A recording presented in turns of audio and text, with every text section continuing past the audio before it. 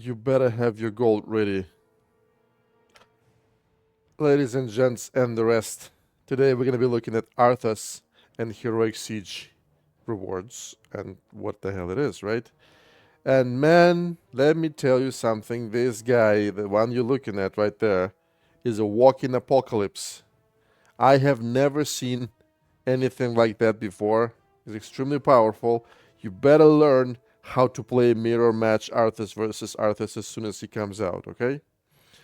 Let's take a look at the hero. All right, these are his stats. I'm going to be comparing him to other heroes so you could have a clear, better picture of what he will be like in terms of stats. So deploy cost is 4 gold. 4 gold. Just remember that, 4 gold, like Baron Raven there. Health 1100, so he's very close to Baron again. It's like Baron is like 1040. This guy is 1100, so 60 HP difference, so he's a little fatter. Damage 185, very close to Baron as well. Damage type is physical, single target. So again, Baron is elemental, he's physical. That's the only difference. So physical damage, attack power is roughly the same. Movement speed medium, so he's like Gromash and Malfurion. Traits, man. Remorseless Winter Lichborn, Army of the Dead, Armor and Frost. This guy has 4 abilities. 4. All right. His attack is Frostmourne, single target melee sword swing. So, just normal physical attack, right? Nothing special. Leader ability. One of those. Soul Shatter. Frosted enemies die instantly when taking any damage below 20% health. All right?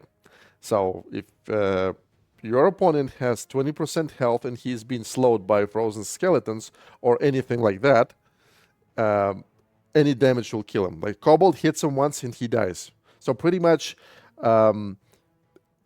it's like if you're slowed, you only have 80% health, not 100. All right. Here's like next ability of Arthas: Remorseless Winter. Apply frost to nearby enemies. So he's gonna have an aura inside of which everybody will have this frosted effect. All right. I don't know how large this aura is going to be. Maybe like Drakisat, maybe like Cenarius, maybe smaller, we don't know. But whoever is around him will always have this Soul Shatter ability working pretty much, right? Okay. Lichborn is the next trait. Alliance minis summon a skeleton mage on death. When I say alliance minis, I'm talking about your alliance minis and your opponent's alliance minis. So you chain lightning 2 enemies bandits, they turn into skeletal mages. Let's take a look at the HP, at the stats of those skeletal mages right here. These are the exact same stats except 1, movement speed. The skeletons that will be spawned on death will not move. They will stay there and they will kill everybody they see. All right? That is really, really interesting. And like you can literally, there is no limit on that, at least. It doesn't say anything. So in theory, the entire map can be filled with these skeletons. You know what I'm saying? All right, let's keep going. And the third ability is Army of the Dead. Periodically summon a Frosty Footman, maximum 2, 10-second cooldown. These Frosty Footmen are the ones that we've seen, the pictures of skeletons with the swords and shields. Remember? Those are the ones. So those skeletons have nothing to do with normal skeletons. They are much beefier and stronger. These are their stats. Like these are the normal stats for normal skeletons. Range or melee, it's the same thing. These are his guards, these 2 footmen, skeleton footmen. Health 800. Just so you guys know, I believe it's more than like one footman will have more HP than a Quillbore. And they're spawned every 10 seconds, and he can have 2. So he's always escorted by 2 warriors. You can see their stats: 800 HP, attack power 70, so it's like almost 1.5 of this. And the melee range, obviously. Damage type, single target physical, applies frost on hit. They don't really need to apply extra frost because if they're together very close to Arthas, they're going to be inside of this aura anyway. However, if you're really good at turning the switch, you can split these skeletons in Arthas, and you can send Arthas one way and a skeleton the other way, and whoever he sees, he will slow. All right? And slow is a big deal. So yeah, it's pretty strong. All these 4 abilities are really good. So Soul Shatter and these 3, all right? Now, these are just abilities. Let's take a look at the talents, man. This is just a completely different universe. Let's go. Talent number 1, Death Grip. Periodically pull ranged enemies into melee range. Yeah, Death Grip is from World of Warcraft, right? Stunning them for 2 seconds. 8-second cooldown. Okay, let's just talk about that. Periodically pull ranged enemies into melee range. In other words, it's a hook. Except, on top of hooking, this talent will also stun them after hooking. Right? It has an 8-second cooldown. Abomination has 5. This guy has 8. We also don't know if he can pull things from below. From like, if he is on the bridge, can he pull things from below the bridge? Maybe. We don't know yet, but maybe. Death Grip has a minimum range of 3 and a maximum range of 9. In other words, just so you guys know, Thalnos has 8.5 range. His auto-attack range. And this talent has 9 range. That's how long it is. It's pretty long. It's really, really good. Talent number 2, Necrotic Plague. Soul Shatter also applies to poisoned enemies. Let's go back to Soul Shatter. Frosted enemies die instantly when taking any damage below 20% health. On top of that, if you use this talent, poisoned enemies die instantly when taking any damage below 20% health. Yep. If you use this Necrotic Plague talent, you must use spiders with it. It's gonna be must-have unit with the stun talent spiders, obviously. I mean, this is really, really good, eh? Talent number 3, Purgatory. Really interesting. On death, become invulnerable for 5 seconds. If the target dies, return to life with 25% health. The target that needs to die is the first enemy that Arthas attacks after resurrecting and becoming invulnerable. It took me some time to figure out what exactly happens. Here's what happens. When you die, you resurrect, kind of like Cairn. I think this is going to be the delay between you dying and resurrecting. So you resurrect, like picture Cairn with a resurrection talent. For the next 5 seconds, you're going to be invulnerable, so you cannot be killed. And the first target that you hit will be the target that you need to kill to stay resurrected.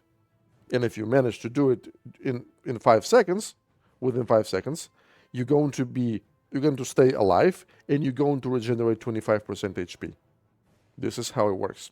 I asked Blizzard specifically, I expected to hear no, and I asked them, can this talent proc multiple times per Arthas? They said there is no sign that it cannot. So it's not 100% confirmed, but there is a chance that this talent can actually proc multiple times. All right? That, ladies and gentlemen, is the Lich King. It is the Lich King.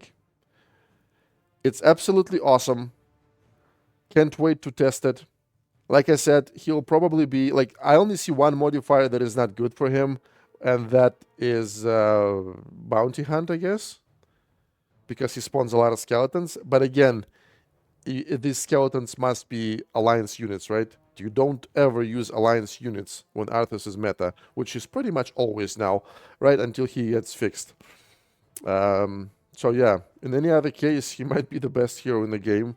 Maybe it's garbage, maybe it's bullshit, and I'm wrong, right? But so far, he looks really, really interesting, and I cannot wait to test him. Let's take a look at the Siege Heroics. All right, Heroic Siege.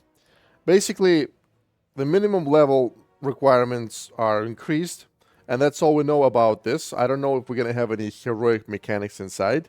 But basically, if you are competitive PvP players, you will not feel any difference from what I understand. Like I said, unless we have some heroic mechanics that we don't know about. The most important thing to know here is the new rewards that we're going to get. So the rewards are, first of all, sorry, let me start from the beginning. Every single time the siege starts, you're going to have to do it 2 times. Normal and then heroic unlocks. It will be like that every time the siege rotation starts. All right? So you do the normal siege, you get your wildcard slot, all the rewards, and then you do heroic. Very first time you do heroic siege, you're not going to get any resources. You're going to get skins. Here's what you're going to get. For killing this first boss, you're going to get this skin. Golden Footman. Alright? For killing the second boss, you're going to get Golden Griffon. For killing the third boss, you're going to get Golden Tyrion. I expect him to be reworked in the near future. Yeah? Alright? Which means the upcoming Wednesday, once we do the siege, we're going to get these skins. However, when the Stormwind Siege comes back, which is not going to happen soon, because right now it's going to be Stormwind, 2 weeks after it's going to be the raid, and 2 weeks after it's going to be Ironforge, then the raid again, and only then we're going to get Stormwind. It's probably going to be a different season. Alright? So, next time the siege comes, you're going to get different rewards for completing heroic encounter. You will no longer get skins, right? So every repeated heroic kill will give you 100 Valor for the first boss, 150 Valor for the second boss. And for killing the third boss, you're going to get Tome of Stars for dual family leaders. I don't know if Sylvanas will be included in it, but this is how Blizzard decided to go with the split family leaders. In my opinion, this is a really smart idea, except it only gives you 3 stars. So if you've never had them, it takes forever to collect them. Again, one more time, repeated kill of Heroic Siege. First boss, 100 Valor. Second boss, 150 Valor. Third boss, the Tome of Stars for split family heroes.